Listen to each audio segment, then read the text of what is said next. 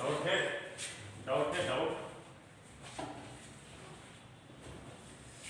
जल्दी जल्दी पूछ लो। कौन सा एक्सरसाइज में डाउट?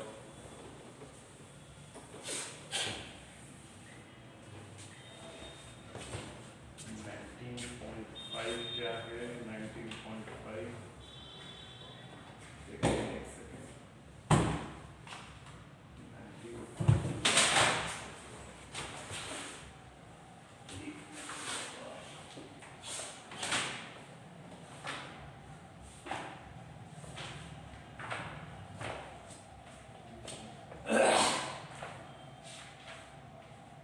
19.5 में कौन सा डाउट था?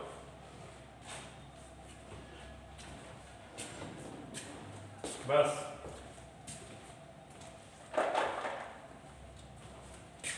19.5 का 7 नंबर। और कोई?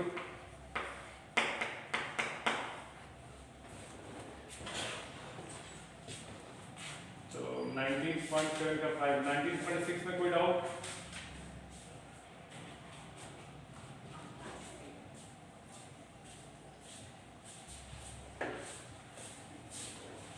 थ्री का 3 नहीं बन रहा था।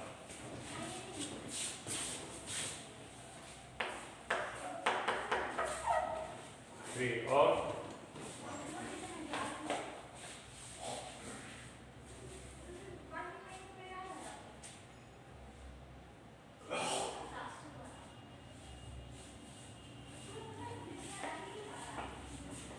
आ गया।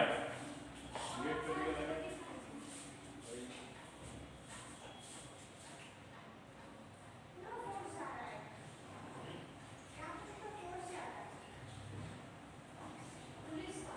चीटिंग कर रहा है कहाँ?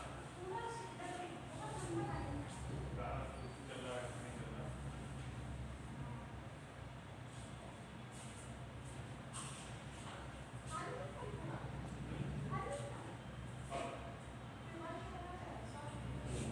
खाने लगे बंद नहीं।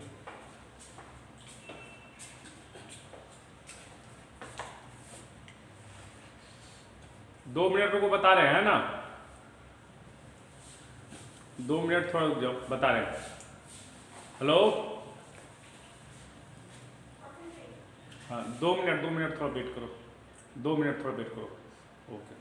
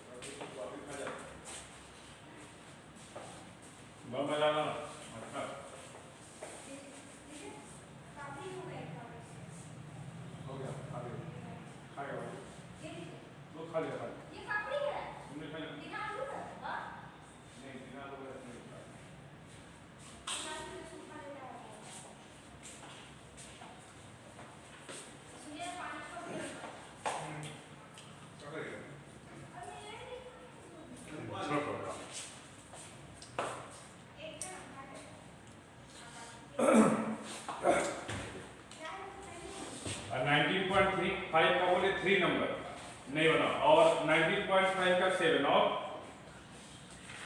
इस एक्सरसाइज में बोलो 19.6 में कोई डाउट है? 19.6 में बताओ, कुछ सारा बन गया तो ये ठीक है, उसमें कोई डाउट नहीं है। चलो अच्छा 19.7 नंबर समझा देता हूँ, ठीक है। और कोई डाउट है तो बोल दो एग्जाम्पल एक्सरसाइज में। एग्जाम्पल नंबर 1, चलो ठीक है। और कोई एग्जाम्पल 1 और कोई? चलो इतना ही सवाल और डाउट नहीं है, चलो ठीक है। चलो पहले ये कर लेते हैं। देखो है, देखो if A B C are in A B,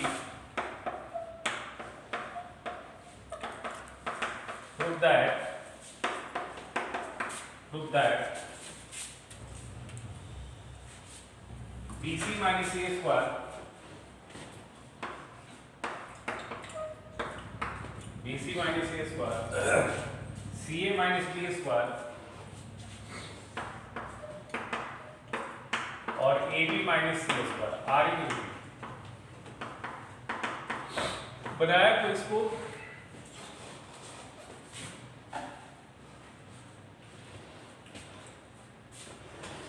क्या गिवन है बताओ? A B C are in A B, क्या करेंगे बताओ? अगर कोई बनाया तो क्या करेंगे बताओ उनको? ए बी सी से मल्टीप्लाई करेंगे तो यहां जाएगा ए स्क्वायर बी सी। अच्छा उसके बाद क्या होगा? ए बी सी से मल्टीप्लाई करने से क्या होगा? A plus B plus C से चलो मल्टीप्लाई किए, आ जाएगा A square plus A B plus A C. और फिर हम लोग क्या करेंगे? A B plus A C plus B C subtract कर देंगे, है ना? सही। देखो multiply each term by MUL T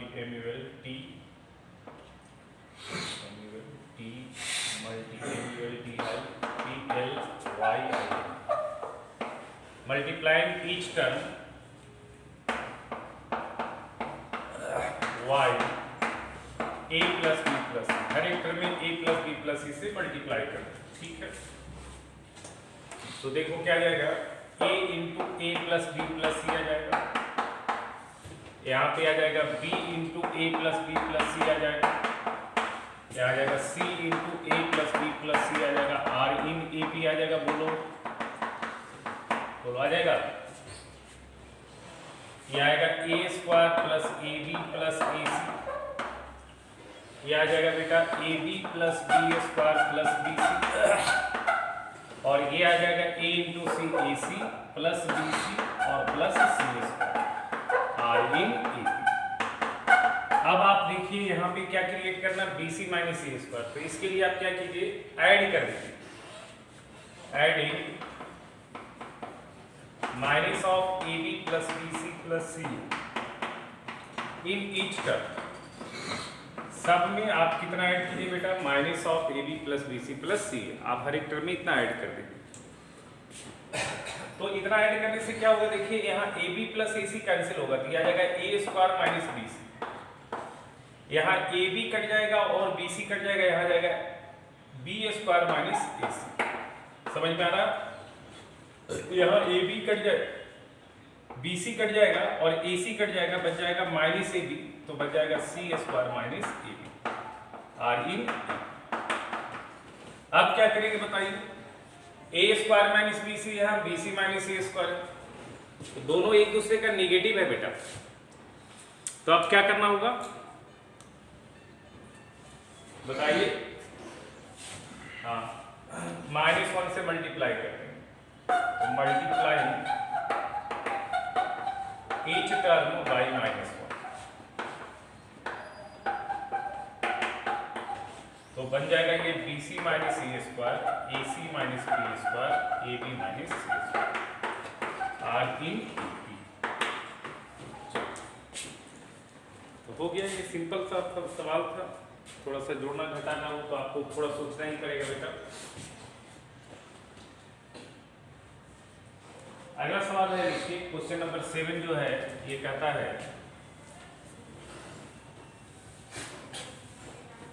question number 7 कहता है, हाँ नहीं बेटा, प्रूव दैट, क्वेश्चन नंबर 7 कहता है prove that x square plus x Y plus Y square, x square plus x Y plus Y square,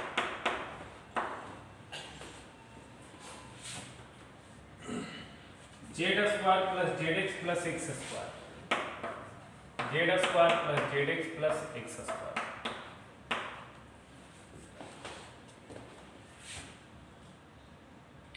y square plus Y z plus Z square,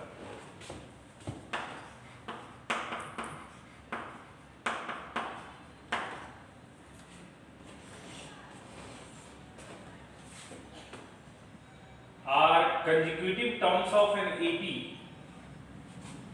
are consecutive terms of an AP are consecutive terms of an AP if x y z are in AP, x y z are in AP। तो सवाल ये है कि अगर ये तीन photo जो है x y z अगर AP में है तो ये तीन वैल्यू भी क्या होगा, आर इन पी। बनाया हुआ आप लोग बेटा,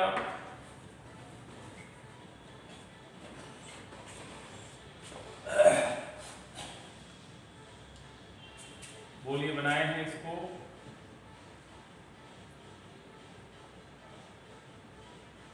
कैसे बनाए हैं बताइए।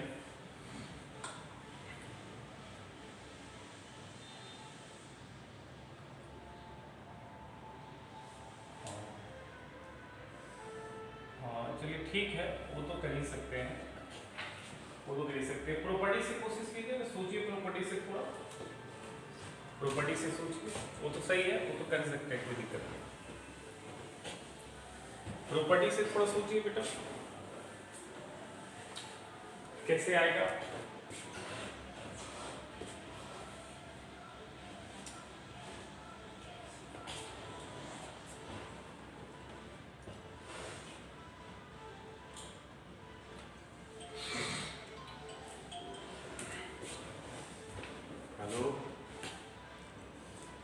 देखिए थोड़ा ध्यान से देखिए, x में अगर हम ये मल्टीप्लाई करते हैं x Y plus Y z plus z x, अगर x में हम ये मल्टीप्लाई करते हैं तो x Y plus Y z plus z x आएगा, यहां से आएगा x square y plus x y z plus x square z, ऐसा आएगा बेटा। अब जो है एक्स वाई जेड अगर सब्ट्रैक्ट करते हैं, बोल रहे थे सर वो क्लब वाला प्रोग्राम नहीं होगा, एक्स वाई जेड अगर सब्ट्रैक्ट करते हैं तो ये आएगा x square y plus x square z,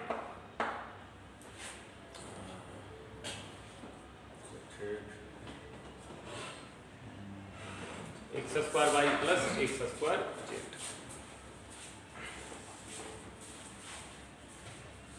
इसको लाना था कितना, हम लोग को लाना था x square plus x Y plus Y square. अच्छा, एक मिनट,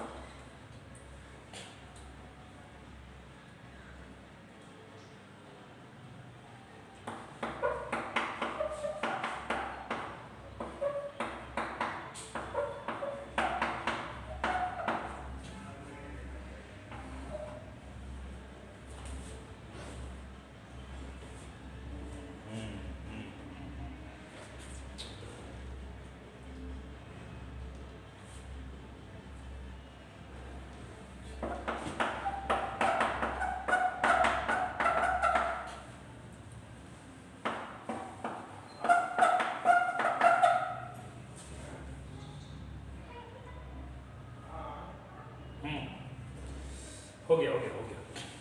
ठीक है, देखिए आप क्या कीजिए, क्या गिवन है, देखिए यहाँ पे गिवन है x y z are in है ना बेटा, एक्स वाई जेड एक ही में है, सब में आप जो है ना मल्टीप्लाई कर दिए X plus Y plus Z से, multiplying each term by L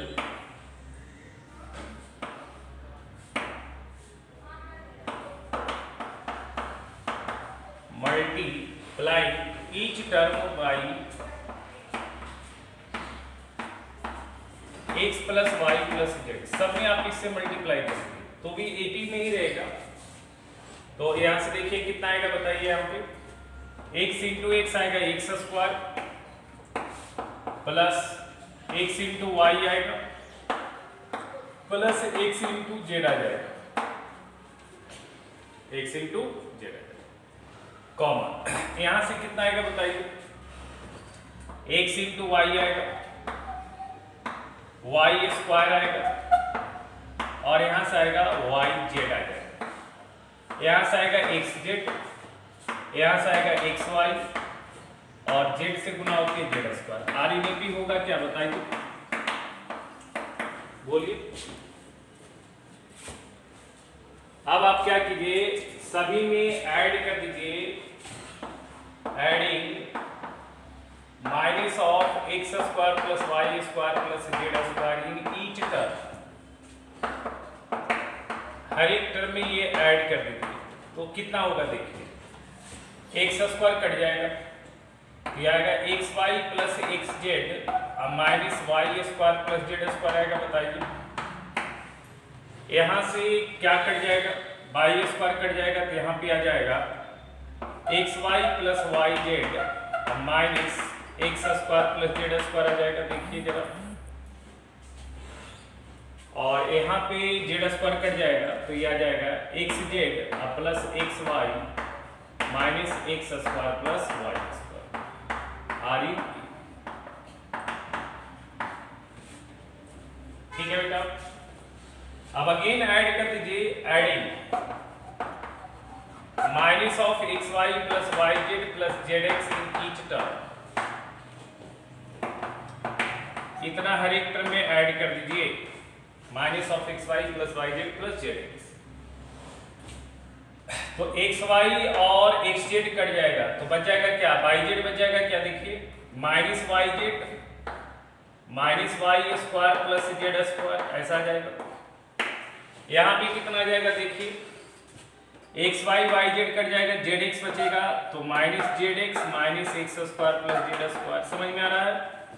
यहां से x z x y cut जाएगा तो बच जाएगा वाई जेड, तो माइनस वाई जेड और माइनस, ये कुछ गलती है क्या है, यहाँ जेड वाई, कहाँ पे जेड वाई होगा, यहाँ पे ना, यहाँ पे रुक जाओ, कुछ गलती कर दिया क्या, हाँ जेड वाई आएगा, मिस्टेक से। चलो तो यहाँ पे आएगा वाई जेड, तो वाई जेड तो कट ही जाएगा तो एक्स वाई आ जाएगा minus x y minus x square plus Y square, are E P. अब क्या करना होगा बताओ, सब में -1 से मल्टीप्लाई करें, multiplying each term by -1, each term by -1, सब में -1 से मल्टीप्लाई करें तो ये आ जाएगा y square plus Z square plus Y z, और ये आ जाएगा x square plus Z square plus z x, और ये आ जाएगा x square plus Y square plus 6y, are in AP, बोलो बोलो, आ गया। अच्छा आप ए बी सी ए पी में बोलो या सी ए बी ए पी में बोलो, बात तो बराबर है। हम इधर से भी चल सकते हैं, ये और ये आ गया, बोलो। तो देखो हम सारा प्रॉपर्टी से कर लेते हैं ना, हम सारा प्रॉपर्टी से बना ले रहे हैं। तो ऐसा नहीं है, आप सोच सकते हैं, थोड़ा सोचना पड़ेगा आपको, इस तरह के सवाल में थोड़ा सोचना पड़ता है अपने से, क्या जोड़ना है क्या घटाना है, कैसे मैनिपुलेट करें जिससे वो चीज आ जाए। तो सोचते सोचते सीख जाइएगा, है ना, हार्ड नहीं।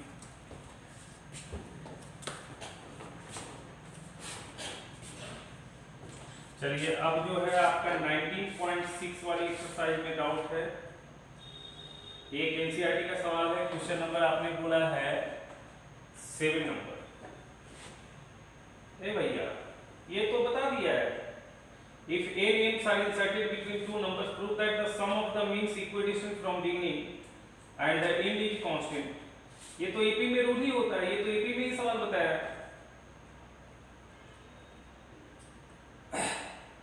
ये तो एपी में रूल होता है ना बेटा। चलिए लिख लीजिए भाई, क्वेश्चन पूछे आप ऐसा काहे करते हो यार, ये तो थ्योरी था ना। एपी में इक्विडिस्टेंट टर्म का सम जो होता है क्या होता है, sum of first and last term होता है क्या, बताओ। तब वही तो सवाल है ना बेटा। चलो कोई बात नहीं, कोई बात नहीं। देखिए सवाल है, if n aims are inserted between two numbers, if n aims are inserted between two numbers, दो नंबर्स के बीच आप n aims इंसर्ट कर रहे हैं। if n aims are inserted between two numbers, लिखिए if n aims are inserted between two numbers prove that the sum of their means, देखिए prove that the sum of the means, prove that the sum of the means equidistant, equidistant from beginning, from beginning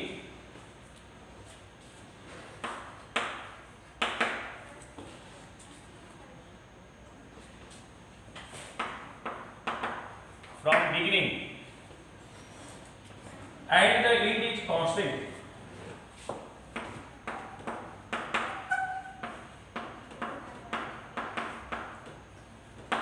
करके देखो जरा, थोड़ा कोशिश करो।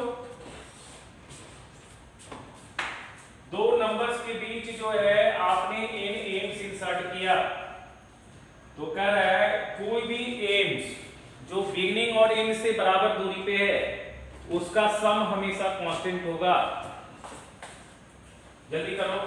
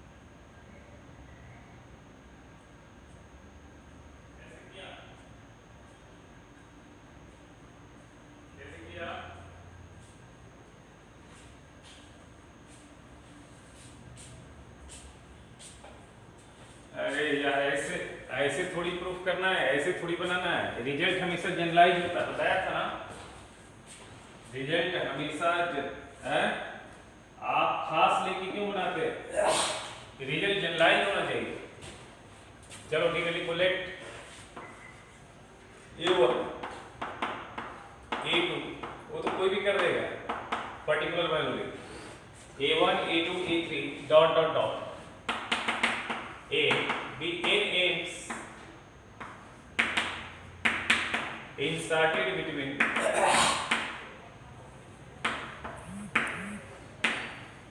two numbers,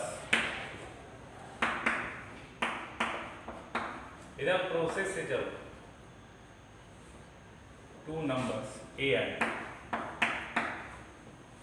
अच्छा A और B के बीच ये सारा मीन्स इंसर्ट किया, तो प्रोग्रेशन क्या क्रिएट होगा, जिसका फर्स्ट टर्म होगा small a, therefore a comma a1 comma a2 comma a3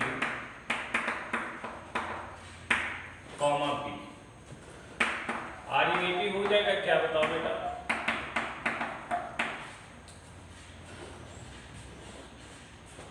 अच्छा,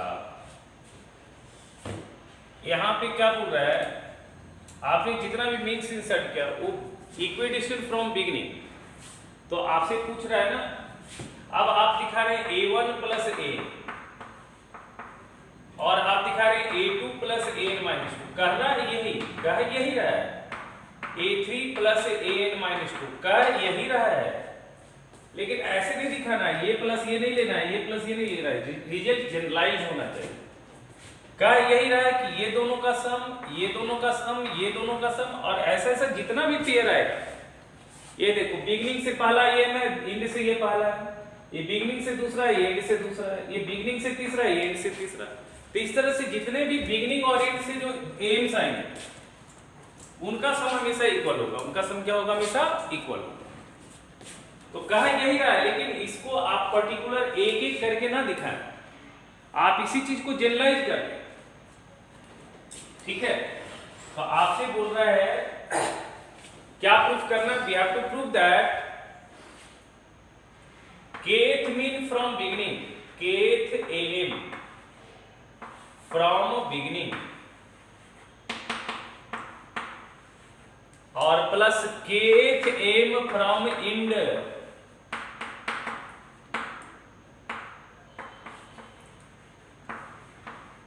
ये दिखाना है is equal to constant kth m from beginning plus kth m from end, ये दिखाना है कांस्टेंट। अच्छा, बिगिनिंग से पहला m a1 है, बिगिनिंग से दूसरा m a2 है, बिगिनिंग से तीसरा m a3 है, तो kth m बिगिनिंग से क्या होगा, ak होगा, क्या बताओ, बोलो। रिजल्ट हमेशा जनरलाइज्ड होना चाहिए,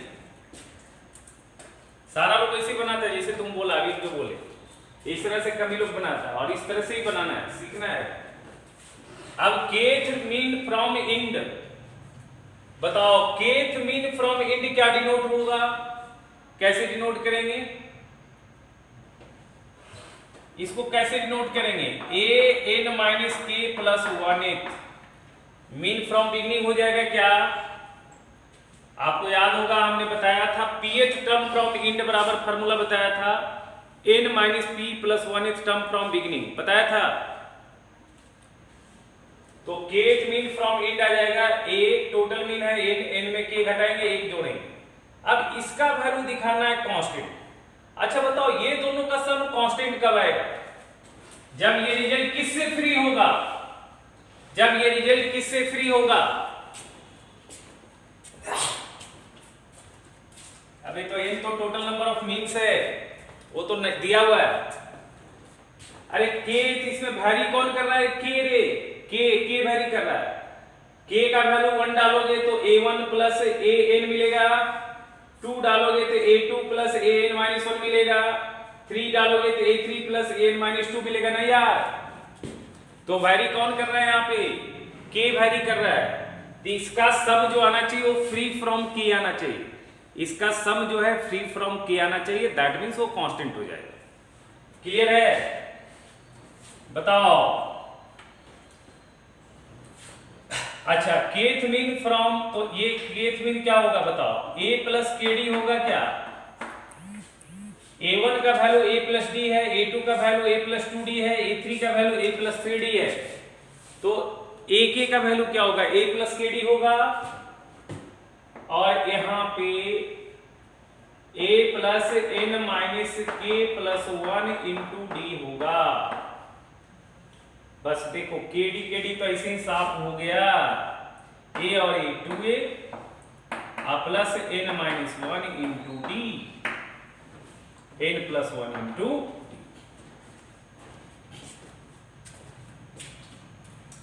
बताओ ये वाली वैल्यू फ्री फ्रॉम के आ गया क्या, तो हो तो गया प्रूफ कि ये वैल्यू क्या है, कांस्टेंट है, ये वैल्यू क्या है, कांस्टेंट है, क्योंकि इसमें k कहीं दिख नहीं रहा है, क्योंकि ये kd और माइनस kd कैंसिल हो जाएगा, तो बचेगा a plus a 2a plus n plus 1 into D, बस यही हो गया। अच्छा इसको हम ऐसे लिख सकते हैं क्या, a plus n plus 1 into D, बताओ ऐसे लिख सकते हैं, अच्छा ये आ जाएगा a+n+1 इंटू डी बी के बराबर आ जाएगा क्या लास्ट टर्म। बस ये प्रूफ हो गया। a गिवन है b गिवन है तो ये सम तो कांस्टेंट हो गया। यार k का वैल्यू बताओ, k कैसे वेरी करेगा, k बिलोंग्स टू 1 से n, k वेरी करेगा 1 से लेके n तक, और k क्या होगा नेचुरल नंबर, k बिलोंग करेगा। सब कुछ लिख दो, हो गया। ऐसे बनाना है, ऐसे कहाँ बनाया कोई, ऐसे बनाया क्या कोई, बताओ जरा हमको। ऐसे ऐसे बनाया हो तुम, तो जो बनाया इसका सही है। जनरलाइज रिजल्ट हमेशा जनरलाइज होना चाहिए। इस तरह का सवाल हमने पहले भी आपको बताया है, लेकिन आप लोग गलती करते हैं। ये प्रॉपर्टी में ही बताया था ये चीज।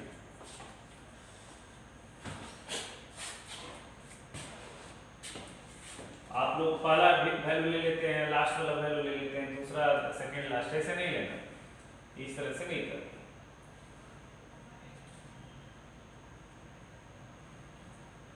ऐसा कहाँ आया था, एपी में तो हमने प्रॉपर्टी बताया था कि पहला और ये बिगनिंग से दूसरा और एंड से दूसरा का सम होगा पहला प्लस लास्ट, बिगनिंग से दूसरा एंड से तीसरा का सम होगा तीसरा, उसका भी होगा सम फर्स्ट प्लस लास्ट। ये तो एपी का प्रॉपर्टी है। वो बताया था कि सम ऑफ एन अरिथमेटिक मीन जो है वो होता है n times of a plus b by, वो तो दूसरा चीज होता है, याद आ रहा है।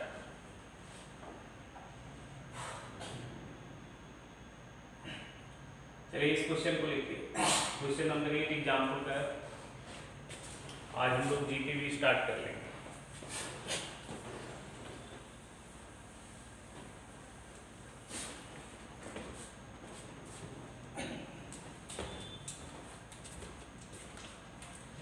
क्वेश्चन नंबर 8 क्या लिखिए,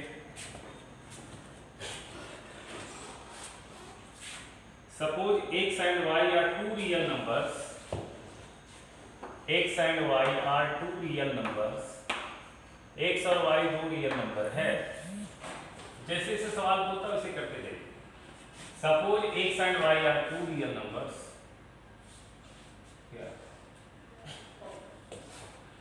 such that the rth mean between x and y, rth mean between x and 2y, x और 2y के बीच जो rth मीन आएगा is equal to rth mean between, is equal to rth mean between 2x and y, 2x and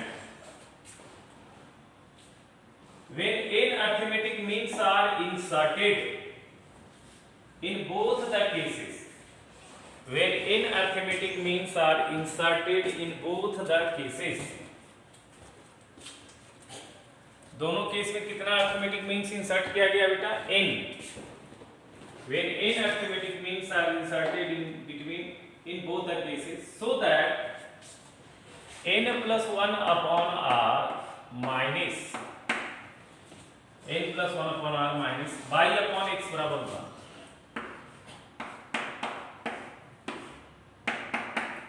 proof यही करता है। सवाल सुन लीजिए, सवाल कर रहा है x और 2y के बीच आपने n अरिथमेटिक मीन्स इंसर्ट किया, फिर दूसरी सिचुएशन में 2x और y के बीच आपने n अरिथमेटिक मीन्स इंसर्ट किया। दोनों सिचुएशन में जो rth पोजीशन वाली मीन है, जो rth पोजीशन वाली m है, वो दोनों का वैल्यू क्या है, इक्वल। x और 2y के बीच जब n अरिथमेटिक मीन्स डालेंगे तो अरिथमा पोजीशन वाली जो मीन है, और 2x एंड y के बीच जब n अरिथमेटिक मीन डालेंगे तो अरिथमा पोजीशन वाली जो मीन है वो दोनों आपस में इक्वल है। तो ये रिजल्ट प्रूफ करना है। क्वेश्चन समझ में आ गया? देख, अच्छा ये बताओ, जब x और 2y के बीच अरिथमेटिक मीन डालेंगे तो x ap का पहला टर्म होगा, 2y लास्ट टर्म होगा। होगा बताओ। तो let x comma a1 comma a2 comma a3 comma dot dot dot comma ar comma ar plus 1 dot dot dot an comma 2y are inactive लिख सकते हैं, बोलो। यानी कि हमने क्या किया, x और 2y के बीच n अरिथमेटिक मीन्स इंसर्ट किया, जिसका नाम हमने दिया a1 a2 a3 dot dot dot a। Let and अब 2x और y के बीच, तो पहला टर्म 2x हो जाएगा। अब यहां जो अरिथमेटिक मीन डालेंगे वो दूसरा होगा, तो नाम दे देते हैं, यहां डालते हैं b1 b2 b3 b4 dot dot dot br plus 1 dot dot dot bn comma y are inactive होगा, बोलो।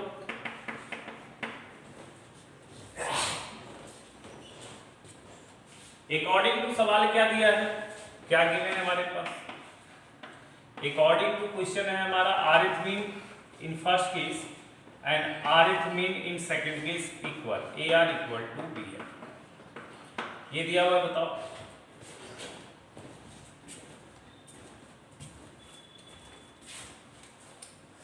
ये ऊपर वाला अलग एपी है, ये एपी अलग है, ये एपी अलग है, तो दोनों का कॉमन डिफरेंस भी अलग अलग होगा।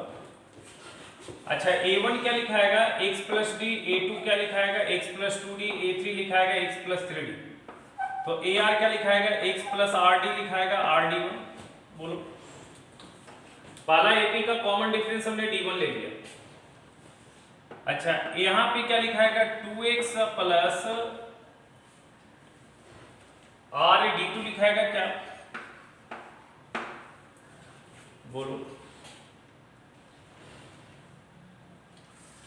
अच्छा, अब यहां पे हम r d1 माइनस d2 बराबर हम x लिख सकते हैं क्या, बोलो। अच्छा, d1 का वैल्यू क्या होगा, पहला एपी का कॉमन डिफरेंस क्या होगा, जब आप arithmetic mean n arithmetic mean दो नंबर के बीच डालते हैं तो वहां पे कॉमन डिफरेंस क्या क्रिएट होता है, last number 2y minus first number x divided by number of means plus 1, तो n प्लस 1 आ जाएगा, बताइए d1 का वैल्यू, और d2 का वैल्यू भी आ जाएगा, बताया था ना फार्मूला। अब d2 का वैल्यू क्या होगा, last number y minus first number 2x और नंबर ऑफ मीन्स आ रहा है n, तो नीचे आता है n प्लस 1। या आप हमने इसको बताया भी था, अगर नहीं आपको करने आता है तो आप क्या करें, तरीके से काम करें। 2y बराबर लिखिए, 2y बराबर क्या लिखिएगा, 2y बराबर लिखिएगा x plus r plus 1 into sorry n plus 1 into n plus 2 का टर्म है, तो 2y माइनस x बराबर क्या आ जाएगा n प्लस 1 d1, d1 का वैल्यू आ गया 2y minus 6y n plus 1। अब ये वाली वैल्यू डाल दीजिए आप, यहाँ पे आएगा r, d1 के जगह पे लिख लीजिए 2y minus 6 by n plus 1, d2 की जगह लिख लीजिए y minus 2x divided by n plus 1 बराबर x। अब खत्म हो गया। एलसीएम देखिए, यहाँ पे n प्लस 1 आएगा क्या, बोलिए। अच्छा, 2y माइनस y क्या आएगा, y, और माइनस 6 प्लस 2x क्या आएगा, x, अब y n plus 1, 2y minus y y और plus x y n plus 1 आ गया, बोलो।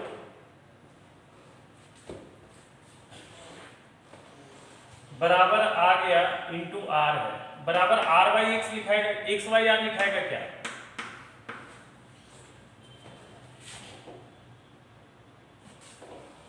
बोलो।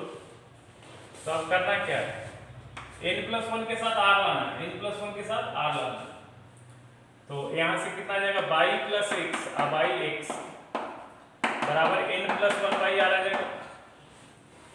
अब इसको सॉल्व करो, by by X plus x by x 1 n plus 1 by r, so n plus 1 by r minus y by x बराबर क्या आ गया, 1 आ गया, क्या बताओ। n plus 1 by R minus pi by x बराबर।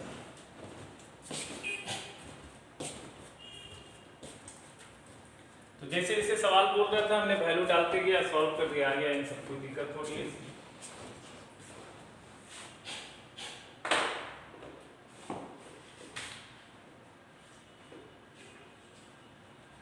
चलो अब आगे बढ़े क्या, जीपी स्टार्ट किया जाए। चलो ज्योमेट्रिक प्रोग्रेशन स्टार्ट करते हैं।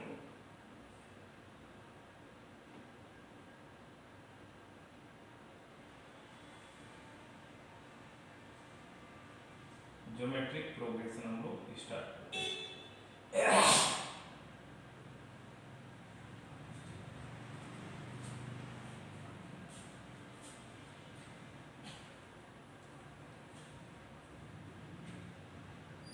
इसको लिख लो जल्दी सा।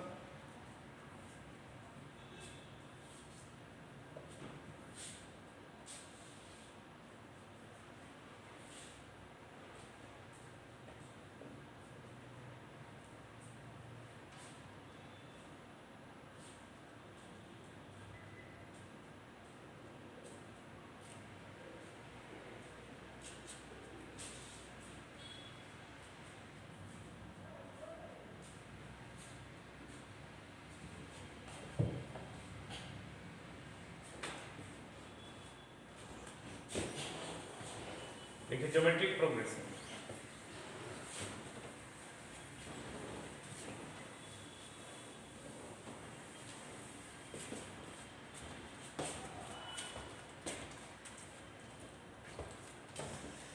GP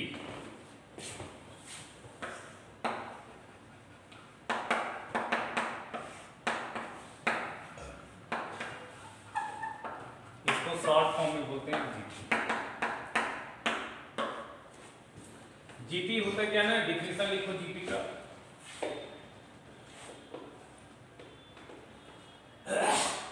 A sequence are said to be in GP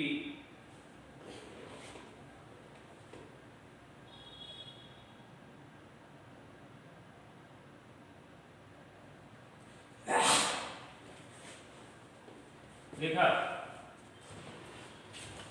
A sequence is said to be in GP when they increase or decrease by a common factor.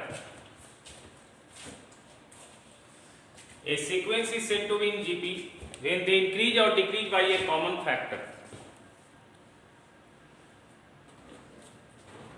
A sequence is said to be in GP when they increase or decrease by a common factor.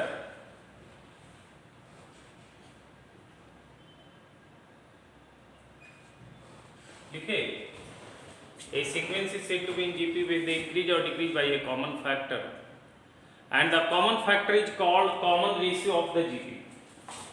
Common factor is called common ratio of the GP. Common factor को हम लोग क्या बोलते हैं बेटा? GP का common ratio बोलते हैं। Common factor is called common ratio of the GP.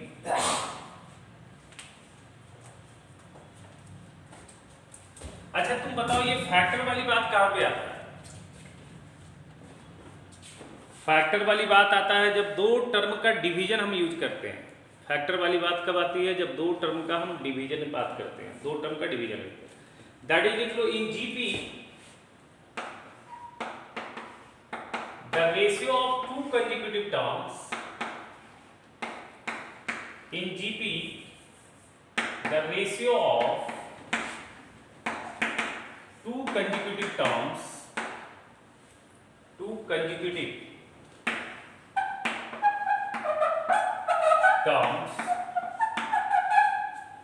are same, are always same.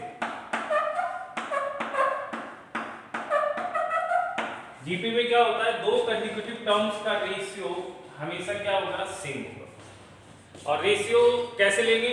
Succeeding to the preceding, that is T2 by T1 बराबर T3 by T2, दूसरा टर्म बाई पहला term बराबर तीसरा term by दूसरा term बराबर चौथा term by तीसरा term बराबर पांचवा टर्म बाई चौथा टर्म, इस तरह से सो ऑन। ये वाली वैल्यू आएगा ये वाली वैल्यू क्या आएगा यहाँ पे सारा वैल्यू इक्वल आएगा और इसको हमने आर बोला, आर को हम बोलते हैं कॉमन रेशियो।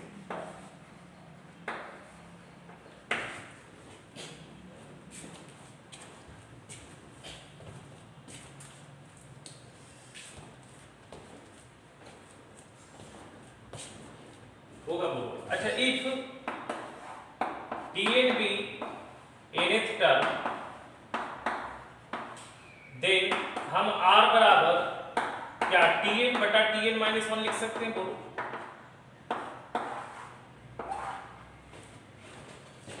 क्योंकि दो कंसेक्यूटिव टर्म का रेशियो हमेशा R के बराबर है। अगर Tn nth टर्म है तो क्या R बराबर Tn बाई Tn माइनस 1 लिख सकते हैं? हाँ लिख सकते हैं, कोई दिक्कत नहीं। nthवां टर्म का रेशियो n माइनस 1 टर्म। अब देखो यहाँ पे R जो है बेसिकली दो आइटम का डिवीजन है, तो दो आइटम का डिवीजन जब आता है तो उसका जो मैग्नीट्यूड होता है वो दो तरह का होता है। अगर दो आइटम की बात करते हैं और दो आइटम का डिवीजन करते हैं तो वहाँ पे जो मैग्नीट्यूड आएगा डिवीजन का, रिजल्टेंट जो आएगा उसका जो मैग्नीट्यूड आएगा वो या तो 1 से ज्यादा होगा या फिर 1 से कम होगा। दैट मीन्स R का जो मॉड वैल्यू होगा या तो 1 से ज्यादा होगा या फिर 1 से कम होगा, ठीक है। और कभी कभी अगर ये सारा वैल्यू बराबर है T2 T1 T3 T2 T4 T3 T5 T4 सारा बराबर है तो R का वैल्यू 1 आ जाएगा। उस सिचुएशन में R का वैल्यू क्या आ जाएगा? 1 आ जाएगा। तो लिख लो इफ, नोट में लिख लेना, इंपॉर्टेंट है। If mod of R greater than 1 then GP is said to be increasing GP, then GP is said to be increasing GP। अगर कॉमन रेशियो का मॉड वैल्यू 1 से ज्यादा है तो वो जीपी क्या कहलाएगा? Increasing GP. If mod of R greater than 1 then GP is said to be increasing GP.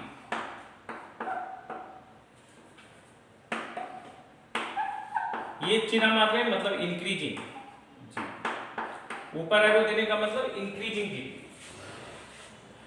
If mod of R less than 1 then GP is said to be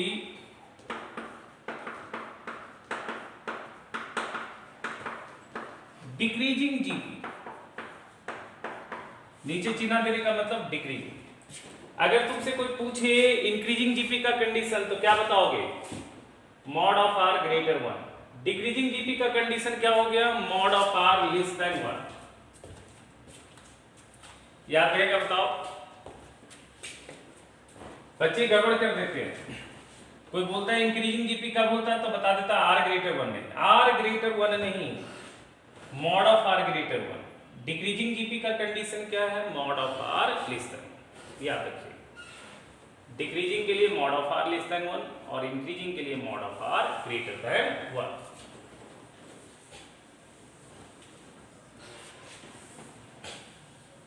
चलिए लिखिए। अच्छा ये बताइए हमको, एक जीपी हम क्रिएट कर रहे हैं, बताइए। यहाँ पे एक जीपी लिखते हैं 2 4 8 16 32। ये किस तरह का जीपी है बताइए? 2 4 8 16 32। यहाँ पे कॉमन रेशियो आर आ रहा है 2 का मॉड वैल्यू क्या है? 1 से ज्यादा, तो ये जीपी है इंक्रीजिंग, ये जीपी है। बताइए 2 -4 8 -16 32, ये जीपी का कॉमन रेशियो कितना आ रहा है बताइए? -4/2 -2 8/-4 -2। कैसा जीपी है बताइए? यहाँ पे इंक्रीजिंग, क्योंकि मॉड ऑफ आर -2 का मॉड वैल्यू क्या है? 2 है, 1 से ज्यादा। 2 1 1/2 1/4। यहाँ पे कॉमन रेशियो कितना आ रहा है बताइए? 1/2। क्या होगा? कैसा जीपी होगा बेटा बताइए?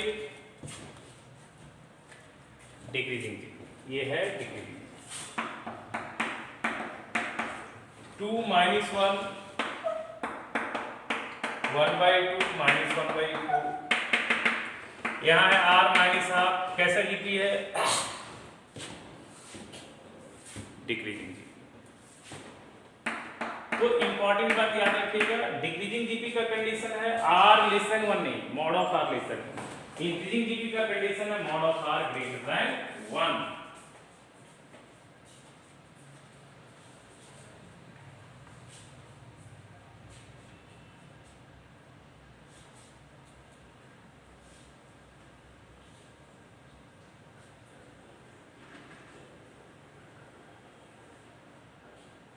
समझे बेटा?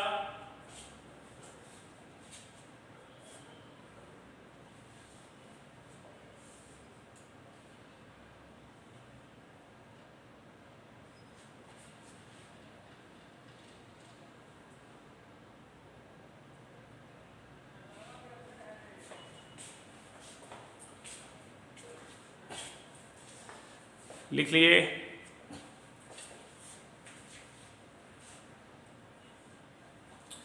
चलिए ठीक है, आगे बढ़ते हैं थोड़ा इसमें।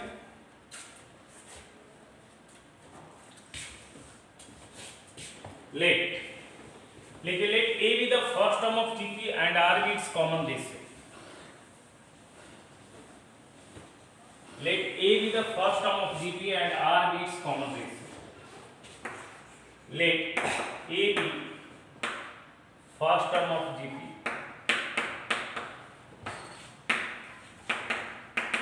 and R be its common ratio.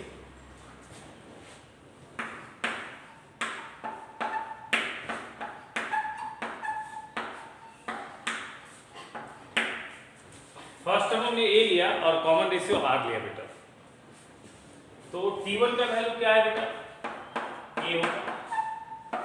अच्छा T2 का वैल्यू क्या होगा? T1 इंटू R होगा क्या, बताइए? क्योंकि T2 divided by T1 R होता है, T2 divided by T1 R होता है, तो T2 T1 आ रहेगा। T1 हमारे पास A है तो A आ जाएगा।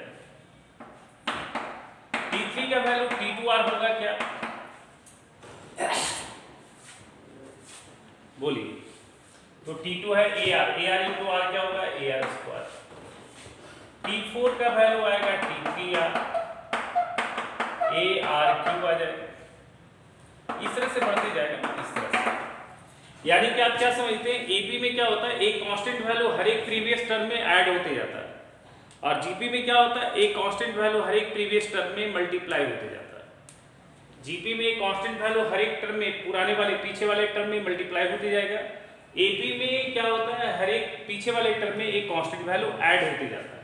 अगर दो ऐड होते रहा है हर एक टर्म में, पहला में 2 ऐड हुआ, दूसरा में 2 ऐड हुआ, तीसरा में 2 ऐड हुआ, चौथा में 2 ऐड हुआ, तो एपी बन जाता है। और अगर पहला में 2 गुना हुआ, दूसरा में 2 गुना हुआ, तीसरा में भी 2 गुना हुआ, चौथा में भी 2 गुना हुआ, तो वो क्या बन जाएगा? जीपी बन जाएगा। ठीक है, तो इस तरह से अगर चलेंगे तो Tn का वैल्यू क्या लिख सकते हैं, बताइए? T2 के लिए R पे 1 पावर है, T3 के लिए R पे 2 पावर है, T4 के लिए R पे 3 पावर है, तो बताइए Tn के लिए R पे कितना पावर है? n-1 आएगा क्या? और A तो मल्टीप्लाई ही है, तो ये हो गया Tn, जिसको हम लोग बोलते हैं nth टर्म या फिर बोलते हैं जनरल टर्म। nth टर्म, इसी का नाम हम लोग बोलते हैं जनरल टर्म। अगर आप यहाँ पे n का वैल्यू 3 डालेंगे तो थर्ड टर्म आ जाएगा, n का वैल्यू 5 डालेंगे तो फिफ्थ टर्म आ जाएगा, n का वैल्यू 9 डालेंगे तो नौवां टर्म आ जाएगा। और n तो जान ही रहे नेचुरल से बिलोंग करता है, जब टर्म्स की बात होती है तो n किस नेचर से बिलोंग करता है? नेचुरल से। क्लियर है यहाँ तक? बोलिए।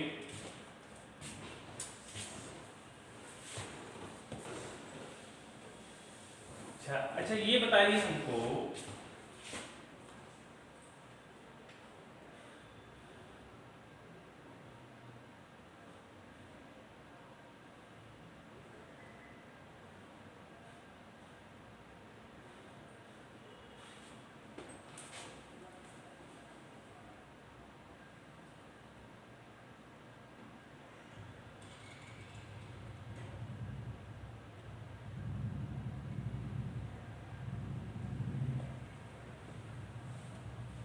एक नोट लिखे तो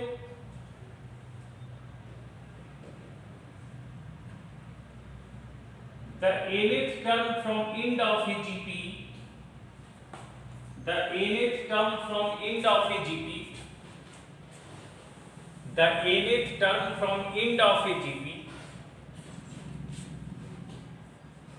is equal to nth term from end, nth term from end of a GP is equal to होगा a r p power m minus n. Here a is the first term of GP, r the common ratio of GP. Here a is the first term,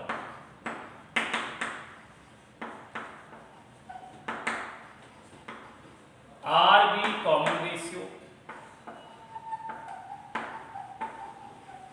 and m be the total number of terms. m बराबर total number of terms. m क्या है? total number of terms.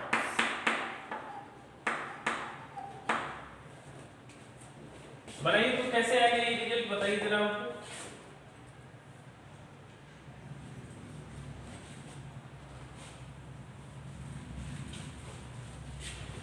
mth term from nth term from end पूछा है,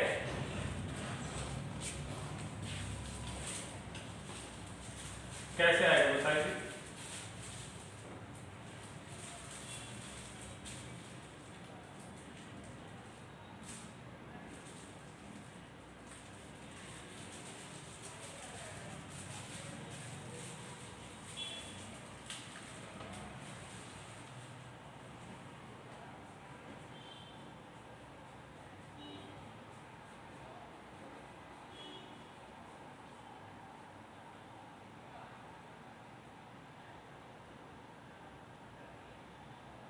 हम पूछ रहे हैं, proof करने के लिए बोल रहे हैं आपको। nth टर्म पूछा गया इनमें से, इसको आप प्रूफ कीजिए ये रिजल्ट कैसे आया।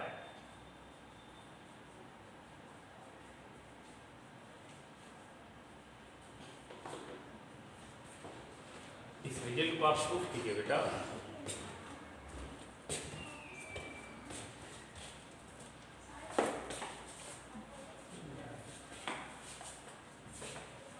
प्रूफ कीजिए इसको।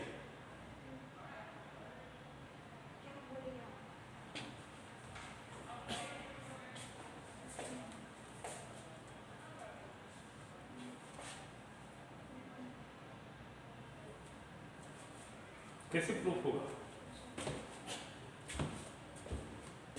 एक छोटा सा सवाल देते नहीं बता पाते हैं आपको।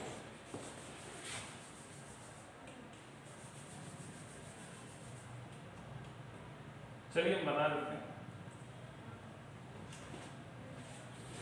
देखिए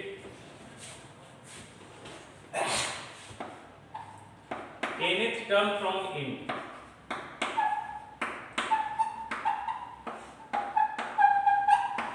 बराबर क्या होगा? अगर कोई nthवां टर्म एंड से पूछा है तो बिगिनिंग से क्या टर्म होगा बताइए। अगर कोई टर्म एंड से पूछता है तो बिगिनिंग से वो क्या होता है? टोटल घटा हुआ प्लस 1 होता है, बताइए। तो टोटल टर्म है n में घटाएंगे n और जोड़ेंगे 1, टर्म फ्रॉम बिगिनिंग होगा, बताओ।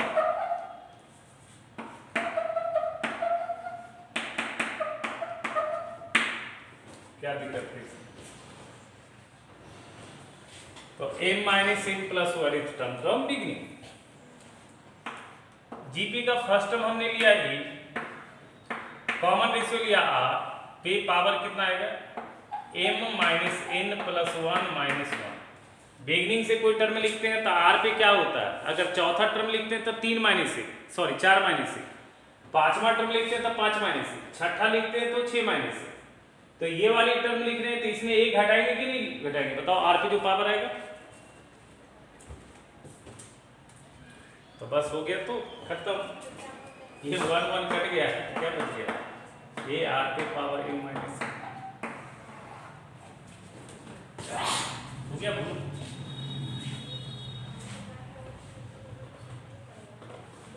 क्या कर रहे हो तुम? ऐसा जुलूम क्यों कर रहे हो?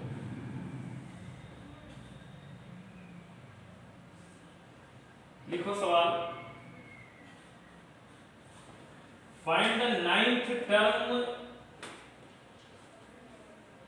Find the ninth term, find the ninth term of the progression 1/4 minus 1/2 1 minus 2। Ninth term तुमसे पूछा है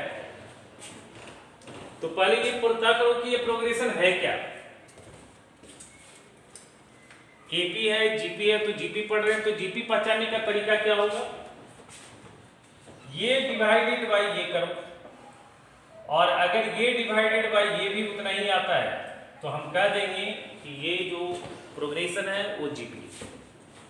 तो देखो तो -12 बाई 1/4 कितना आएगा, -12/1/4 कितना होगा, -2। 1/-12 कितना होगा, -2। यानी कि जीपी क्रिएट हो रहा है, r बराबर -2 बन रहा है और a क्या बन रहा है, 1/4। आपसे कौन सा टर्म पूछा, नाइन्थ टर्म। तो नाइन्थ टर्म का फॉर्मूला क्या होगा, a r के पावर 8 होगा क्या।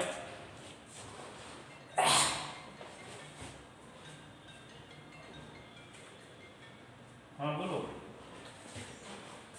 क्या, हाँ हाँ हम्म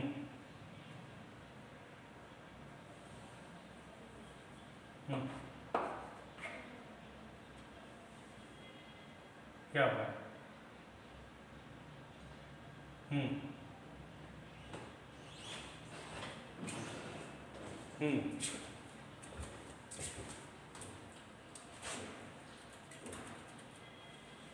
अच्छा अरे बड़ा, अरे 1 मिनट बेटा रुक जाओ, 1 मिनट थोड़ा सा बताता हूँ, 1 मिनट करो इसको सॉल्व तुम लोग। हाँ बोलो।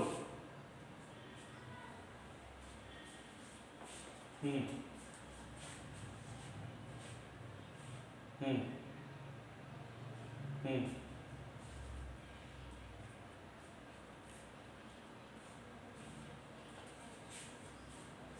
हम्म हम्म हम्म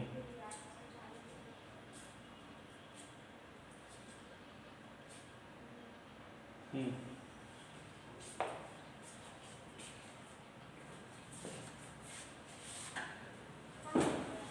हम्म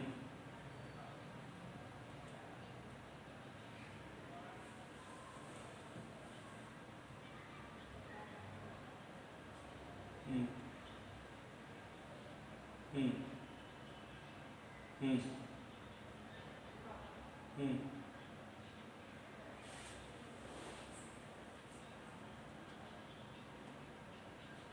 हम्म हम्म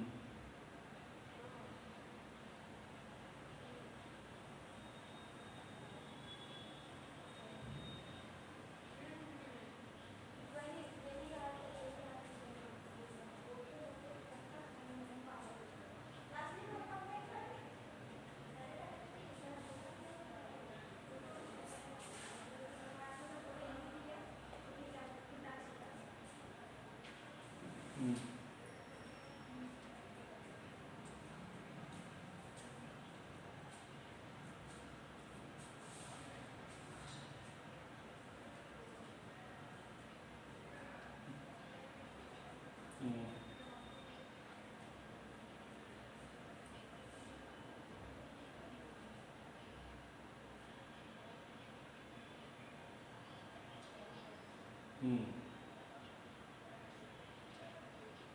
हम्म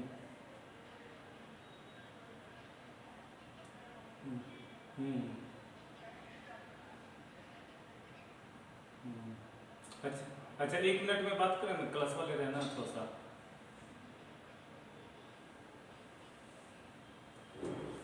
क्या तो तुम्हारा क्या विवेक कहता है, तुम्हारा विवेक क्या कहता है, तुमको क्या। हम्म हम्म हम्म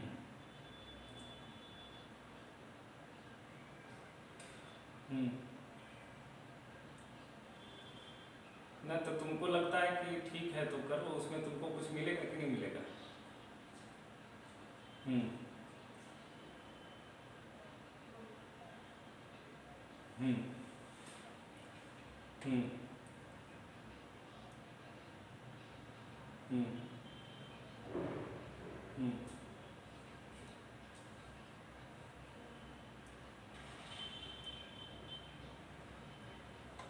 ना ठीक है तो अपना करो, क्या करोगे? ठीक है, चलो कुछ तो आएगा।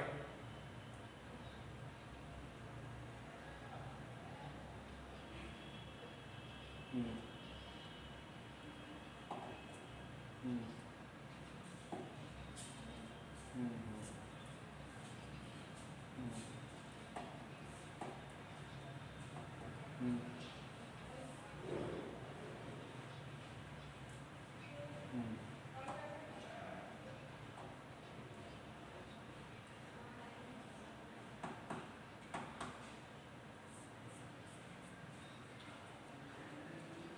देखो कुछ अगर है तो करो, क्या करोगे? इसमें कौन सी है? हम्म हम्म ना ठीक है। हम्म हम्म। ना तो ठीक है, कर लो कर लो, अभी तो पढ़ा रहे हैं, बचपन रुका हुआ क्लास अथी बंद किए हुए। कर कर तो कर लो, क्या करोगे? कर तो कुछ देगा तो कर लो, क्या दिक्कत है?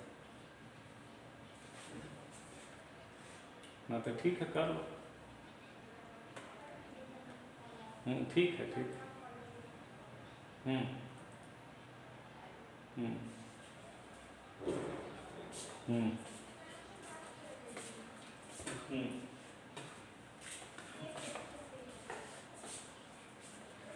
ना ठीक है तो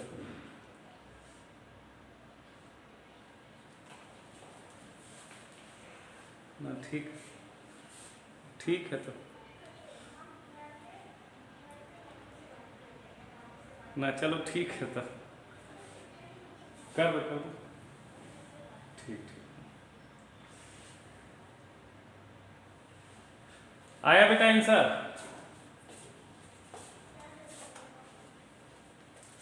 कितना आ गया बेटा सॉल्व कर? हाँ 64 आ रहा है। ठीक, ए का वैल्यू कितना बेटा? 1/4 और आर है आपका -2, तो ये तो प्लस आ जाएगा 1/4। 2 पे पावर 8 कितना होता है बेटा? 2 पे पावर 5 32, 64 128, अच्छा 256, तो ये कितना आ जाएगा? 64। ठीक है, एक और जल्दी सा कीजिए, जल्दी सा। Find the fourth term from the end of the GP. Fourth term निकालना from end. Find the fourth term from end of the GP. Fourth term from end of the GP. 3 6 12 24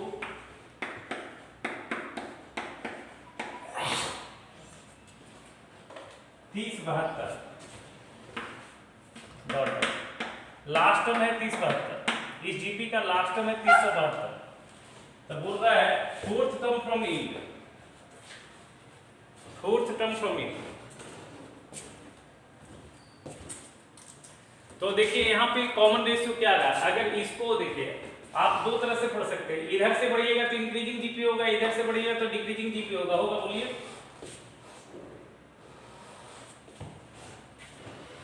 तो हमको इंड से बोल रहा है चौथा term, तो first term हम इसी को ले लेते हैं। ले a बराबर 30 72, आर क्या होगा यहाँ पे बताइए? यहाँ से 6/3 आ रहा है, यहाँ पे 1/2 आएगा क्या? 6/3 इंक्रीज, लेफ्ट से राइट जा रहे हैं तो 2 आ रहा है, तो राइट से लेफ्ट आएंगे तो 1/2 आएगा क्या? ठीक है, तो r हो गया 1/2। तो फिफ्थ कौन सा टर्म बोला है बताओ?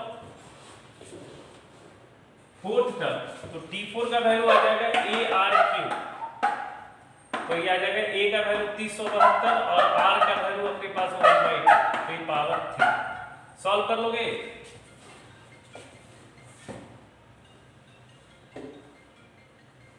हेलो, हाँ अभी रुको, क्लास ले रहे, बात करते हैं 2 मिनट। होगा, बोलो बेटा।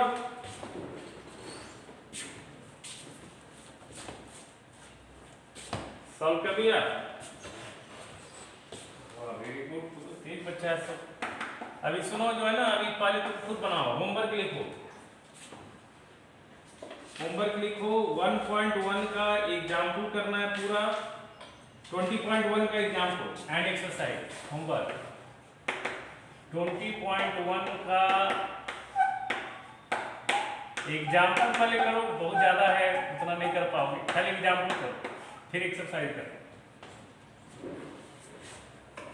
एग्जाम्पल करोगे?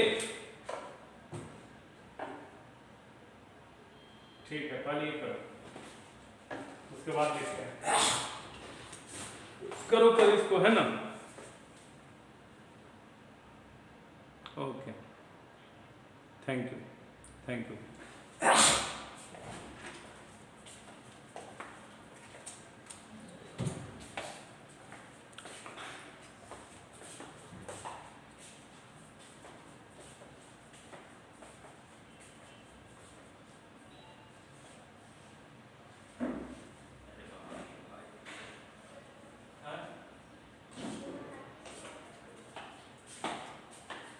हाँ, कौन?